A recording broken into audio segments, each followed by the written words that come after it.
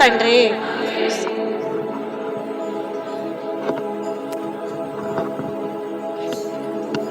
దేవుని నామానికి వందనాలు. దయచేసి అందరం కూర్చుందాం.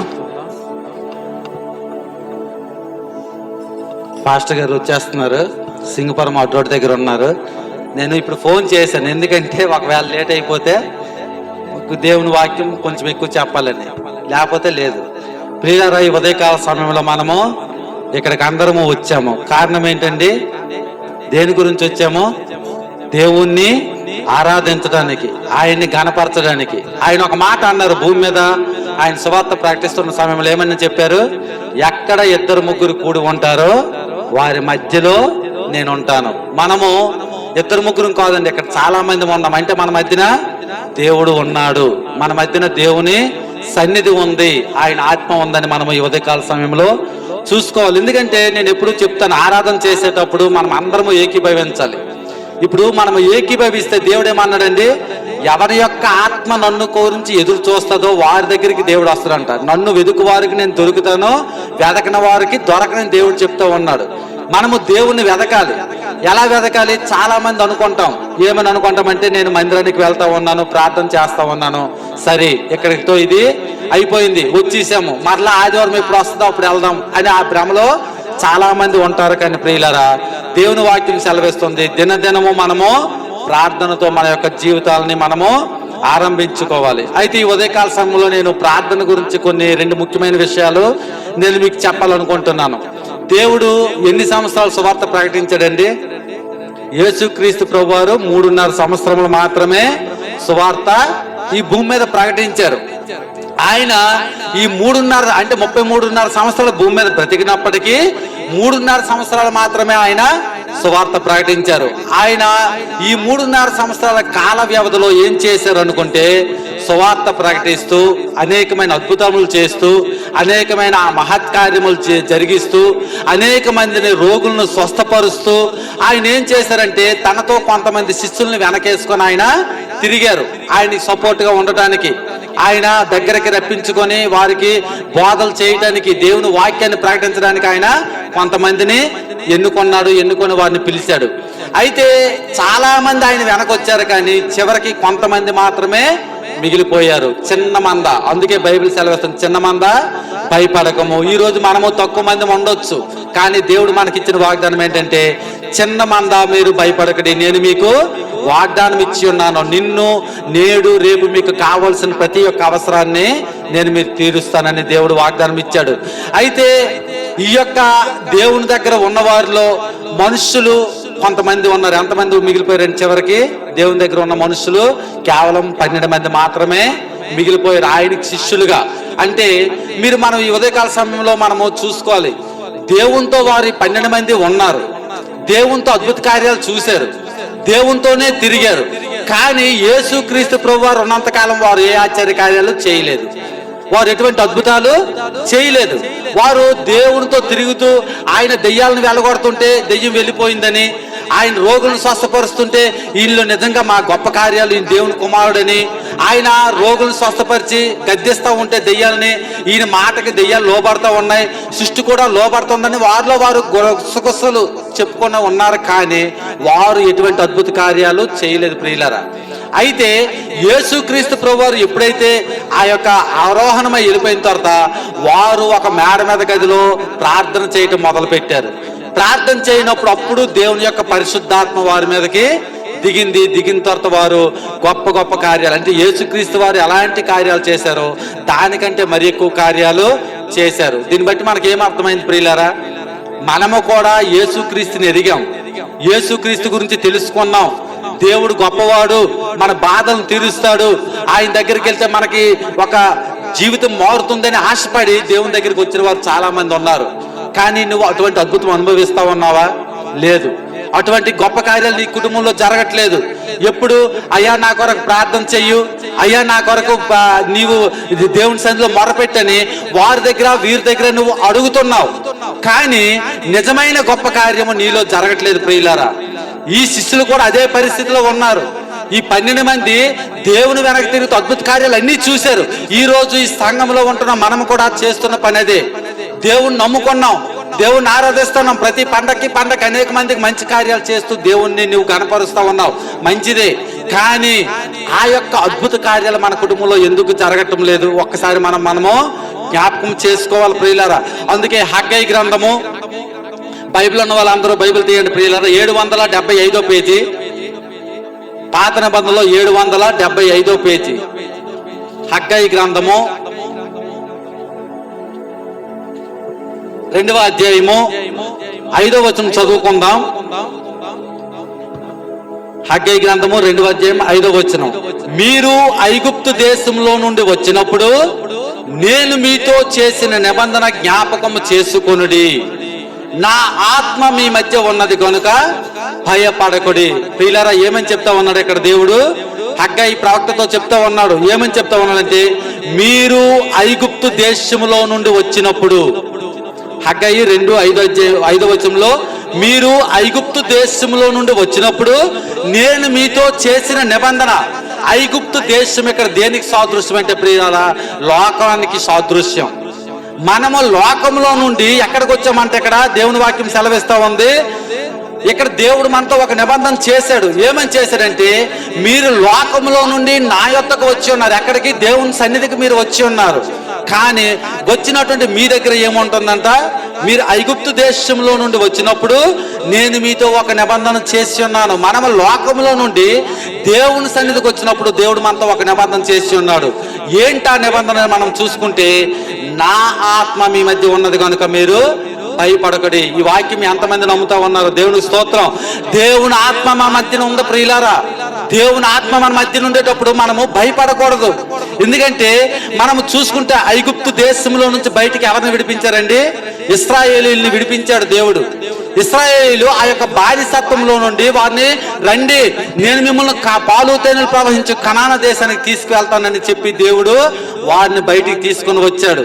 వచ్చినప్పుడు కూడా వీరు దేవుని మీద సొనుక్కుంటూ ఉన్నారు, దేవుని మీద గొనుక్కుంటూ ఉన్నారు. దేవుడు అద్భుత కార్యాలు తెలుసు. ఆయన మేఘారూఢై వస్తున్నాడు, పగల మనకి మేఘస్తంభాన్ని పెడతా ఉన్నాడు, రాత్రి అగ్గిస్తంభాన్ని మన ముందు పంపిస్తా ఉన్నాడు, మనల్ని ఎంతగా నడిపిస్తున్నాడని అన్ని ఎరిగినటువంటి వారే దేవుని దూషిస్తా ఉన్నారు. దేని గురించి దూషిస్తా ఉన్నారు? మాంసం కొరకు, ఆహారం కొరకు. అయ్యా, అక్కడ ఉండేటప్పుడు మాకు మాంసం పెట్టేది, ఇక్కడ ఉండేటప్పుడు మాకు ఏమీ లేదు ఏంటని ఎవరి మీద దూషిస్తా ఉన్నారు? నడిపించే నాయకుడి మీద దూషిస్తా ఉన్నారు, మోషే గారి మీద ప్రియులారా.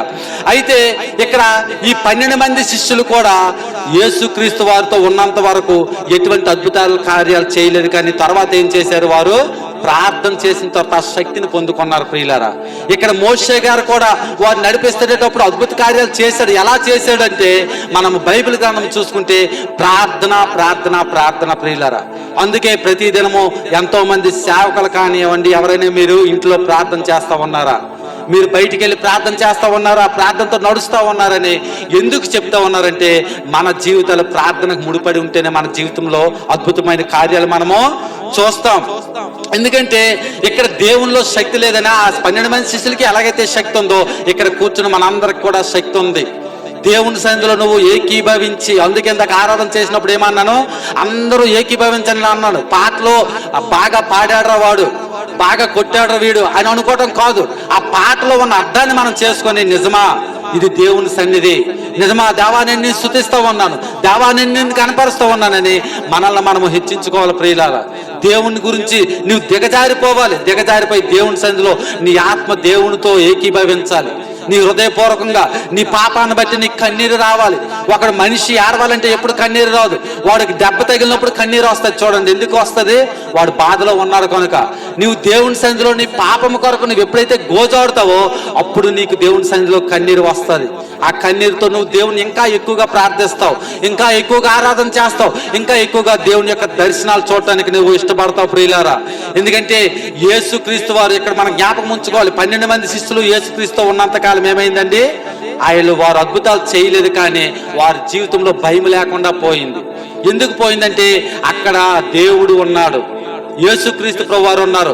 ఈ రోజు మనం దేవుని ఆరాధిస్తున్న మన కుటుంబాలు దేవుని మందిరానికి వచ్చిన మన జీవితంలో కూడా యేసుక్రీస్తు ప్రభువారు ఉన్నారు ప్రియులారా. కానీ మనకి భయం ఉంది.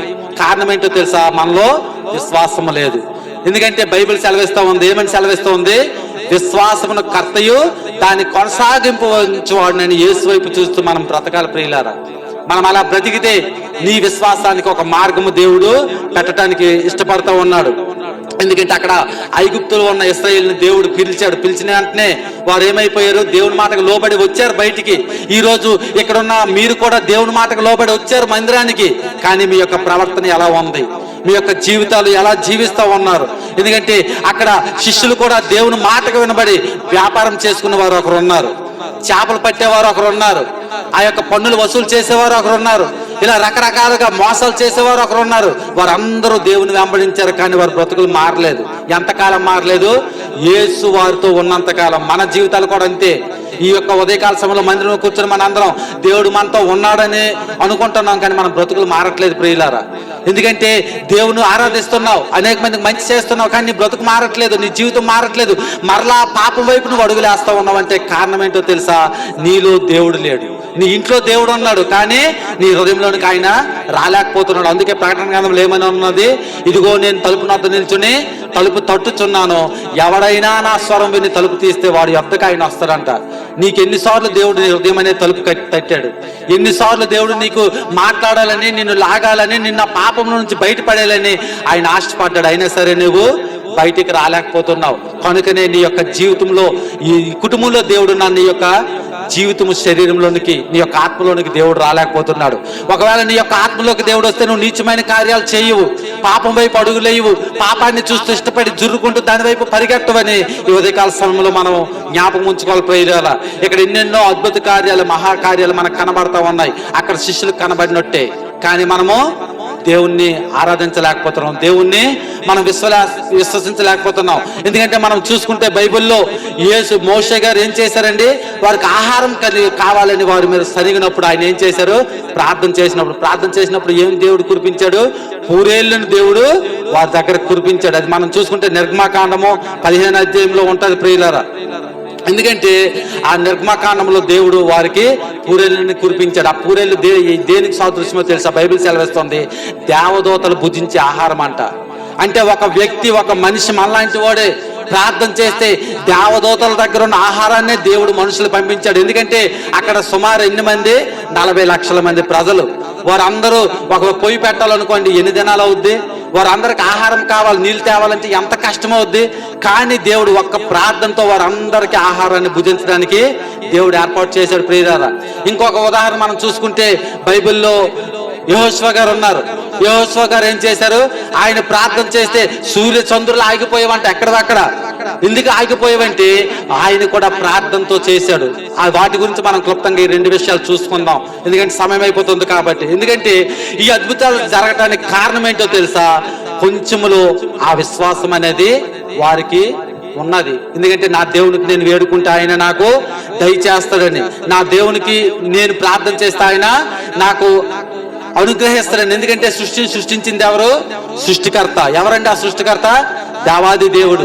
ఆ సృష్టికర్త ఈ యొక్క, నేను ఉదాహరణగా నేను మీకు కొన్ని విషయాలు చెప్తాను ప్రియులారు. ఎందుకంటే మోషే గారు ప్రార్థిస్తే ఆకాశంలో నుంచి దేవుడు ఏం కురిపించాడు? మన్నాను కురిపించాడు. యెహోషువ ప్రార్థన చేస్తే సూర్యచంద్రులను ఆపాడు. కారణం ఏంటంటే నా ఆలోచన ప్రకారం, నా ప్రేరేపణ ప్రకారంగా నేను చెప్తా ఉన్నాను. బైబిల్ చదువుతుండేటప్పుడు ఒక మాట దేవుడు సెలవిచ్చాడు. ఏంటంటే ఆ యొక్క మోషేలో ఎవరండి ప్రార్థన చేశారంటే యేసుక్రీస్తు ప్రభువారు కనిపించారు అక్కడ. ఎందుకంటే సృష్టి ఎవరికి లోపడుతుందండి? ఒకవేళ దేవునికి మాత్రమే లోపడుద్ది. ఆ దేవుడు అలాంటిది మోషే గారు ప్రార్థన చేస్తే సృష్టిలో ఉన్న ఆ యొక్క దేవదూతలు తినే ఆహారం భూమి మీదకి వచ్చిందంటే అక్కడ ఎవరు కనిపించారండి? దేవుడికి యేసుక్రీస్తు ప్రభువారే కనిపించారు. ఎందుకంటే ఆయనలో ఉంచి ఆయన ఏకీభవించాడు దేవునితో. అయ్యా ప్రజలు అలమటిస్తూ ఉన్నారు, అయ్యా ప్రజలు బాధపడుతూ ఉన్నారు, ఆహారం కొరకు ఎదురు చూస్తూ ఉన్నారని అక్కడ ప్రార్థన చేసింది మోషే కాదు ప్రియులారా, దేవాది దేవుడే ఆ తండ్రి అయిన దేవునికి ప్రార్థన చేస్తా ఉన్నాడు. ప్రార్థన చేస్తుంటే వారికి సమృద్ధి అయిన ఆహారం దొరికింది. ఈరోజు ఈ సృష్టిలో ఉన్న యెహోషువ గారు ఆ రోజు ప్రార్థన చేస్తే విజయం కొరకు ప్రార్థన చేశారు. దేని కొరకు? యుద్ధము. ఆ యుద్ధములో సూర్యాస్తమైపోతే యుద్ధం ఆగిపోవాలి, మళ్ళా రేపు కొనసాగించాలి. కనుక ఆ యుద్ధం కొనసాగాలంటే యెహోషువ ఏం చేశాడు? తలక్రిందులు చేశాడు భూలోకాన్ని. ఏమైంది? సూర్యుడా అక్కడ నిలువు, చంద్రుడా నువ్వు అక్కడ ఆగిపోయింటే అలాగ ఆగిపోయాయి, మరి కదలలేదు. ఇప్పటికీ శాస్త్రజ్ఞులు చూస్తూ ఉన్నారు, పరిశోధన చేస్తూ ఉన్నారు, ఎందుకు ఒక రోజు తేడా వస్తుందని ఇంకా ఎవరు కనుగొనలేకపోయారు. కానీ బైబిల్లో చెప్తున్న సమాధానం ఏంటంటే, ఆనాడు యెహోషువ గారు ప్రార్థన చేస్తే సూర్యచంద్రులు ఆగిపోయాయి. ఎందుకంటే అక్కడ యెహోషువ కూడా ఏ రీతిగా మార్చబడ్డాడంటే యేసుక్రీస్తు స్వరంగా మార్చబడ్డాడు ప్రియులారా. అందుకని ఆ యొక్క అద్భుతాలు జరిగాయి. ఆ అద్భుతాలు జరుగుతున్నామంటే ఈ రోజు ప్రియులారా మనం ప్రార్థన చేసేటప్పుడు మన స్వరం ఎలా ఉందో ఒకసారి మనం జ్ఞాపకం చేసుకోవాలి. ఎందుకంటే మన యొక్క ప్రాణదేహాలు పరిశుద్ధాత్మంగా మార్చబడకుండా దేవునికి ప్రభా నువ్వు ఎంతగా ప్రార్థన చేసినా దానికి వ్యర్థమైపోతుంది, దానికి జవాబు రాదు. నీవు ఎంతగా దేవునికి ప్రార్థన చేస్తున్నా నీవు ఆ యొక్క దేవుని సన్నిధిలో ఎంతో ప్రాధేయపడి కన్నీరు కాల్చి ప్రార్థన చేస్తూ ఉన్నావు. ఇక్కడ బయటికి వెళ్ళిపోయిన తర్వాత నువ్వు అలా ప్రార్థన చేస్తూ ఉన్నావా? అలా ప్రార్థన చేయలేకపోతున్నావు. కనుకనే నీకు సమాధానం దొరకట్లేదు ప్రియులారా. ఈరోజు మనం ప్రార్థన చేస్తున్న ప్రార్థన దేవుని స్వరంగా ఉందా, లేకపోతే ప్రక్కవారు వినాలని గట్టిగా నువ్వు ప్రార్థన చేస్తున్నావేమో, ప్రక్కవారి దగ్గర పేరు రావాలని నువ్వు ప్రార్థన చేస్తున్నావేమో, ఆ ప్రార్థన దేవుని దగ్గరికి చేరట్లేదు. కనుకనే నీకు జవాబు రావట్లేదని ఉదయకాల సమయంలో మీరు జ్ఞాపకం చేసుకోవాలి ప్రియులారా. ఎందుకంటే అక్కడ దేవుడు ఆహారం కావాలనేటప్పుడు అనేక వేల మందికి ఒక్క ప్రార్థనతో ఆహారం ఇచ్చిన దేవుడు. ఈ రోజు నీ కుటుంబంలో ఎన్నో సమస్యలతో ఉన్నావు, ఎన్నో ఇబ్బందులతో ఉన్నావు, ఎన్నో ఆటంకాలతో ఉన్నావు. ఒక్క క్షణము నువ్వు దేవునితో ఏకీభవించి ప్రార్థన చేస్తే దేవుడు నీ అవసరాన్ని తీర్చడా ప్రియులారా? ఎందుకంటే నువ్వు ప్రార్థన చేయట్లేదు కాబట్టి దేవుడు నీకు అవసరాన్ని తీర్చలేకపోతూ ఉన్నాడు. ఎందుకంటే మనం చూసుకుంటే మన దగ్గర దేవునికి ప్రార్థన మనం చేస్తుంటే దేవుడు రెస్పాండ్ అయ్యే సమాధానం దొరకట్లేదంటే నీ యొక్క ప్రార్థన దేవుని దగ్గరికి చేరట్లేదు. కిందటి వారం నేను మీకు చెప్పాను, అక్కడ యోబు గారు ప్రార్థన చేసినప్పుడు ముందే బయలుదేరారు ఎవరు? దేవదూతలు. దేవుడు ప్రార్థనకి వెంటనే జవాబు ఇవ్వాలని ఆశపడ్డాడు. దేవదూతకి చెప్పాడు, వెళ్ళు భూమి మీద నా యొక్క భక్తుడు ప్రార్థన చేస్తా ఉన్నాడు, వెళ్ళు అతనికి సమాధాన పరచంటే ఎన్ని రోజులు పట్టిందండి?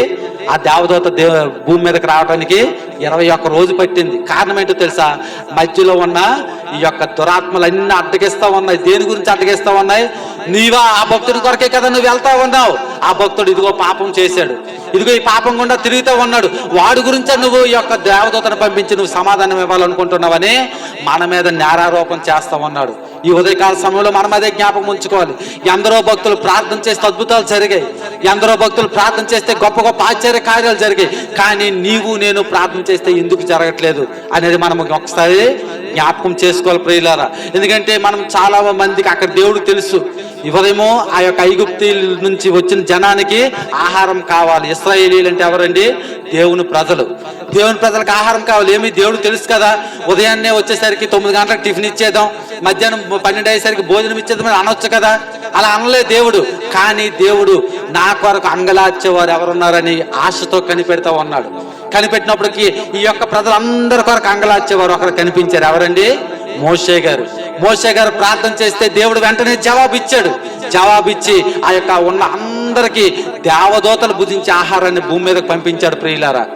ఈ రోజు నీ కుటుంబం ఒక ఆర్థిక పరిస్థితి బాగోలేదు, నీ కుటుంబంలో అనేకమైన సమస్యలతో నువ్వు సతమతం అవుతున్నావు, అనేకమైన వ్యాధులతో నువ్వు బాధపడుతూ ఉన్నావు అంటే నీవు కూడా యజమానుడిగా మారాలి. ఒక ఇంటిలో భర్త యజమానులుగా మారాలి, భార్య యజమానురాలుగా మారాలి. మారి దేవుని సన్నిధిలో దేవునికి ప్రార్థన చేయాలి ప్రియులారా. ప్రార్థన చేస్తే ఈ ఇశ్రాయేలు ప్రజలందరికీ కావాల్సిన ఆహారం దేవుడు ఎలా అయితే మోషే ద్వారా ఇచ్చాడో మన కుటుంబాల్లో కావాల్సిన ప్రతి ఒక్క అవసరతని దేవుడు యజమానుడుగా మారిన వ్యక్తి ద్వారా దేవుడు అద్భుతం చేయబోతా ఉన్నాడు. దేవుడు స్తోత్రం. ఎందుకంటే నీ అవసరతలను బట్టి నువ్వు మొర్ర పెడితే దేవుడు ఆయన ఆలకించే దేవుడు. అక్కడ మోషే గారు మొర్ర పెడితే ఆయనకి తెలుసు అవసరతలు ఉన్నదని, కానీ నా భక్తుడు, నా కుమార్తె, నా యొక్క కుమారుడు నా కొరకు అంగలారుస్తూ ఉన్నాడని ఆయన ఆలకించడానికి ఇష్టపడతా ఉన్నాడు. అందుకే ఆయన ఎవరు భూలోకంలో నుంచి నన్ను వెతుకుదురని ఆయన ఆకాశం నుంచి భూమి మీద చూస్తూ ఉన్నాడు ప్రియులారా. ఒక్కరు కూడా కనబడట్లేదంట. ఈ రోజు ఆ కనబడే గుంపులో మనం కనబడాలి. దేవుని కొరకు అంగలార్చేవారి గుంపులో మనం నిలబడాలి. అలా నిలబడితే ఆ యొక్క మోషే ద్వారా ఇశ్రాయేలు ప్రజలకు ఎలా అయితే ఆ సమృద్ధైన ఆహారం కలిగిందో మన కుటుంబాల్లో ప్రతి ఒక్క అవసరతని దేవుడు తీర్చడానికి ఇష్టపడతా ఉన్నాడు. ఇక రెండోదిగా మనం చూసుకుంటే మోషే గారు అడిగినప్పుడు ఆ యొక్క పూరేళ్ళు ఇచ్చిన దేవుడు. ఇక్కడ యెహోషువ గారు అడిగినప్పుడు ఏమైందండి? సూర్యచంద్రుల్లో ఆగిపోయారు. అంటే అక్కడ దేని గురించి? విజయం కొరకు. ఈ రోజు నీ కుటుంబంలో అదే సమస్య. చాలా మంది ఉద్యోగం లేక సద్యోగం లేక తిరిగిన వారు ఉన్నారు.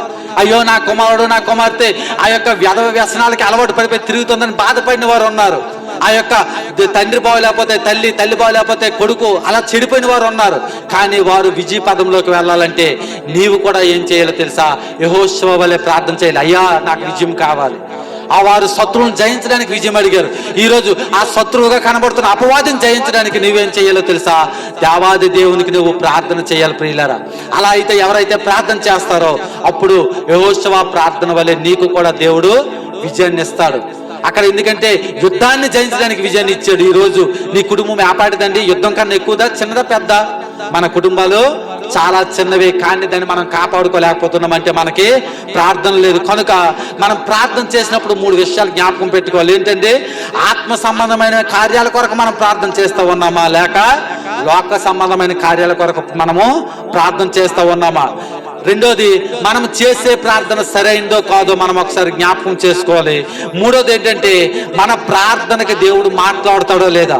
ఒకవేళ మాట్లాడే ప్రార్థన నువ్వు చేస్తా ఉన్నావా, లేక లోకస్తులు మన ప్రక్కన ఉన్నవారు వారు ఆనందపడాలి, వారు నా ప్రార్థన చూసి సంతోషించాలని నువ్వు ప్రార్థన చేస్తున్నావా అనేది ఒకసారి మనము జ్ఞాపకం చేసుకోవాలి. దేవుడు ఎవరికి సమాధానం ఇస్తాడంటే ఎవరైతే, ఏ వ్యక్తి అయితే దేవుడు దగ్గరగా వస్తారో వారికి దేవుడు ఖచ్చితంగా సమాధానం ఇస్తాడు. ఒకవేళ ఇక్కడ ఇశ్రాయేలు ప్రజలు అందరూ దేవునికి ప్రార్థన చేసిన వారే, కానీ దేవుడు సమాధానం ఇవ్వలేదు ప్రియులారా. మోషే గారి ద్వారా ఎందుకు ఇచ్చాడంటే ఆయన ప్రార్థనతో దేవునికి దగ్గర అయ్యాడు. యేసుక్రీస్తు ప్రభుని ముందుగా మనం చూసుకున్న శిష్యులందరూ దేవునికి దగ్గరగా ఉన్నవారే, దేవునితో తిరిగిన వారే. కానీ యేసుక్రీస్తు ప్రభు వారు ఉన్నంత వరకు వారు ఒక అద్భుతం చేయలేకపోయారు. కారణం ఏంటంటే వారిలో కూడా ప్రార్థన లేదు ప్రియులారా. ఎప్పుడైతే యేసుక్రీస్తు ప్రభు వారు వెళ్ళిపోయారో, ఆ పరిశుద్ధాత్మ వారి మీద ఎప్పుడైతే దిగిందో అప్పుడు వారు అద్భుత కార్యాలు చేయటము వారు మొదలు పెట్టారు. కనుక మనము కూడా దేవుని యందు విశ్వాసంతో బ్రతకాలి. చాలా మంది టీవీలో చూసి అక్కడ చూసి ఎక్కడ చూసి మనం అనుకుంటాం గొప్ప దైవజనుడు వస్తున్నాడు, ఆయన దగ్గర ప్రార్థన చేసుకుంటే నాకు జరుగుతుంది, కార్యం జరుగుతుంది అని మనం పరిగెడుతున్నాం. కానీ కాదు ప్రియులారా. ఒకటి మనం జ్ఞాపకం ఉంచుకోవాల్సింది, ఎవరు ప్రార్థన చేసినా, ఎవరు మోకరించినా, ఎవరు దేవుని సన్నిధిలో గోజాడినా మనకు సమాధానం ఇవ్వాల్సింది ఎవరండి? దేవాది దేవుడు మాత్రమే. దేవాది దేవుడు మాత్రమే మనకు సమాధానం ఇవ్వగలడు. ఒకవేళ నువ్వు మనుషుల దగ్గర ప్రార్థన చేస్తే వారిని ప్రార్థన వింటారు, కానీ నీకు సహాయం చేయలేరు. ఒకవేళ నువ్వు సమాజం యొక్కకి వెళ్ళి దైవ సేవకుని దగ్గర నువ్వు ప్రార్థన చేస్తే ఆ వారు కేవలం నీ ప్రార్థన మాత్రమే వినగలరు, కానీ వారు నీకు సహాయం చేయలేరు. కానీ నీకు సమాధాన పరచడానికి, నేను బలపరచడానికి నీతో ఏకీభవిస్తారు ప్రియులారా. కానీ నీలో ఆ యొక్క సమాధానము శక్తి రావాలనుకుంటే దేవాది దేవుడు మాత్రమే మనకి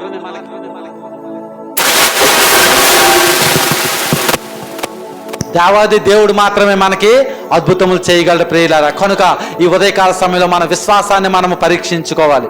నువ్వు చేసే ప్రార్థన మనుష్యులకు కనబడవాలని గొప్పగా ఉండకూడదు, కానీ దేవునికి కనబడాలని గొప్పగా ఉండాలి ప్రియులారా. ఆ విధంగా ఎవరైతే ప్రార్థన చేస్తారో, మోషే గారికి ప్రార్థన చేస్తే జరిగిన అద్భుతము, యెహోషువ ప్రార్థన చేస్తే జరిగిన విజయము నీ కుటుంబాల్లో, మన కుటుంబాల్లో జరగాలని ఈ చిన్న మాటలు దేవుడు దీవించాలని ముగిస్తూ ఉన్నాను.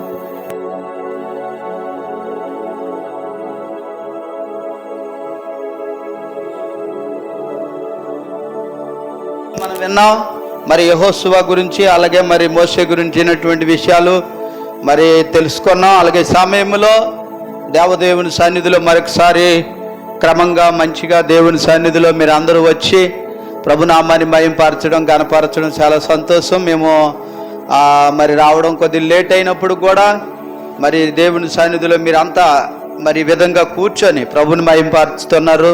అందుని బట్టి దేవుని నామానికే మహిమ కలుగును గాక. ఇంతవరకు చక్కని ప్రార్థన సహకారాలు, ఆరాధన, వాక్యం చదివినటువంటి బిడ్డల్ని, ప్రార్థన చేసినటువంటి వారిని, ఈ ఆరాధనలో పాలు పంపులు పంచుకున్న ప్రతి ఒక్కరిని కూడా ప్రభు దీవించేలాగా చిన్న ప్రార్థన చేసుకుందా. మహిమగల మా తండ్రి కృప